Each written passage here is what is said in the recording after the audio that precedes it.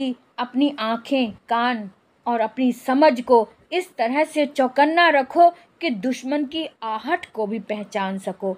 मुसीबत आने से पहले प्रकृति भी हमें सचेत करती है, पर मुसीबत घर तक दस्तक तब देती है जब हम प्रकृति के द्वारा दिए गए संदेश को अनदेखा कर देते हैं। प्रकृति द्वारा संदेश यानी हम सब के पास छठी इंद्री भी होती है, जिसके कारण हमें संकेत मिलता है, जिसे हम इंट्यूशन भी बोलते हैं। इस इंट्यूशन को कभी इग्नोर मत करो। इंट्यूशन मिलते ही खोजबीन शुरू कर दो।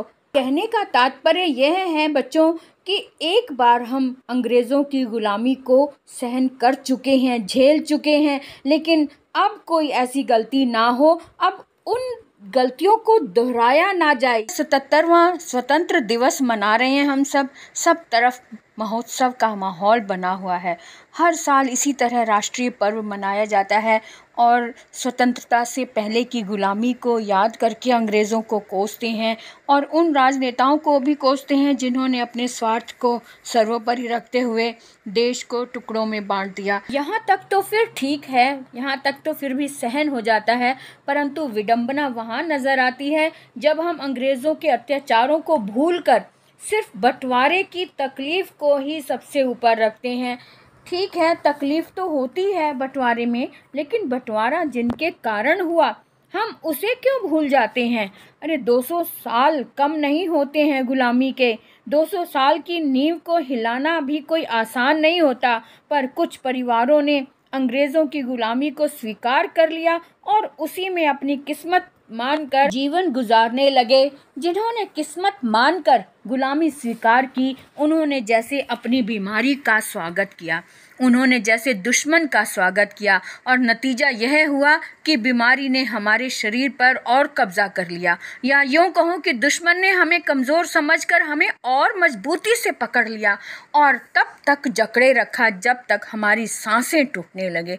वहीं कुछ लोग, शायद 5% कह सकते हैं, 5% लोग ही शायद ऐसे थे जिन्होंने इस बीमारी को स्वीकार नहीं किया, बीमारी की आवभगत नहीं की, उस दुश्मन की मनमानी को सहन नहीं किया।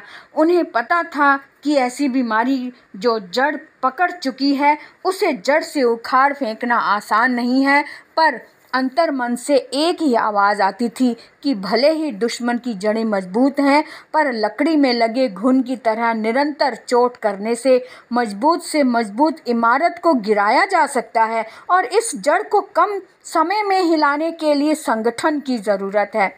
ऐसे दुश्मनी माहौल में संगठित होना लोहे के चने चबाने जैसा था। जहाँ इरादा मजबूत होता है उसे कोई झुका नहीं सकता, ये बिल्कुल सत्य है। कुछ ही जो 5% लोग थे, वही लोग अलग अलग दिशाओं में फैल गए और चुपके से अपने अपने तरीके से दल तैयार करने लगे। कुछ लोगों में कुछ लेखक थे, कुछ कवि थे, कुछ नाटककार थे और कुछ अपने सिर पर कफन बांधकर निडर होकर शेर की तरह दुश्मन की मांद में घुसकर हमला करने लगे। जो भी थे, ये स्वतंत्रता के पुजारी थे, अपने देश को कैसे भी करके आज़ाद करने में जुट चुके थे। ऐसे ही स्वतंत्रता के पुजारी थे मुंशी प्रेमचंद जी, जिन्होंने अपनी कलम चलाई और अपने देश को जागृत करने में एकजुट होकर स्वतंत्रता की लड़ाई में शामिल होने के लिए जनता को उत्साहित किया। परंतु जब अंग्रेज़ों को पता चला कि प्रेमचंद जी साहित्य के माध्यम से जनता को आज़ादी की लड़ाई के लिए उकसा रहे हैं, तब उन्होंने मुंशी प्रेमचंद जी का सारा लिखित साहित्य जला डाला। परंतु मजबूत इरादे को कोई गिरा सकता है भला?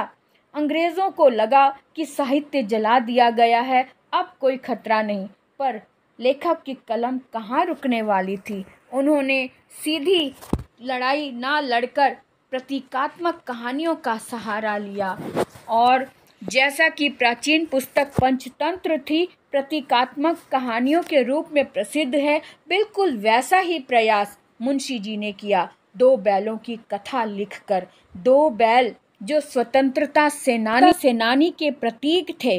पूरी कहानी स्वतंत्रता पाने पर आधारित थी, परंतु अंग्रेज इस कहानी की गहराई को समझ ही नहीं सके और मुंशी जी ने अपनी बात कहानी के माध्यम से घर घर तक पहुंचाई। इसी तरह कवियों ने गीत गाकर अपनी आवाज़ को जन जन तक पहुंचाया। कहने का आशय यह है कि हमारा दृढ़ संकल्प ही हमारे प्रयास की पहली सीढ़ी होता है। बच्चों, आप आज के नागरिक हैं, परंतु इतनी बात तो अच्छे से समझ सकते हैं कि देश राष्ट्रीय पर्व के रूप में जिन तारीखों को इतने उत्साह से मनाता है, इसके पीछे कोई बड़ी बात रही होगी। आप जैसे बच्चों का कर्तव्य मात्र परीक्षाएं पास करके दौड़ में शामिल होना नहीं है, बल्कि अपनी आँखें, कान और अपनी समझ को इस तरह से चौकन्ना रखो कि दुश्मन की आहट को भी पहचान सको। मुसीबत आने से पहले प्रकृति भी हमें सचेत करती है, पर मुसीबत घर तक दस्तक तब देती है जब हम प्रकृति के द्वारा दिए गए संदेश को अनदेखा कर देते हैं। प्रकृति द्वारा संदेश यानी हम सब के पास छठी इंद्री भी होती है, जिसके कारण हमें संकेत मिलता है, जिसे हम इंट्यूशन भी बोलते हैं। इस इंट्यूशन को कभी इग्नोर मत करो। इंट्यूशन मिलते ही खोजबीन शुरू कर दो।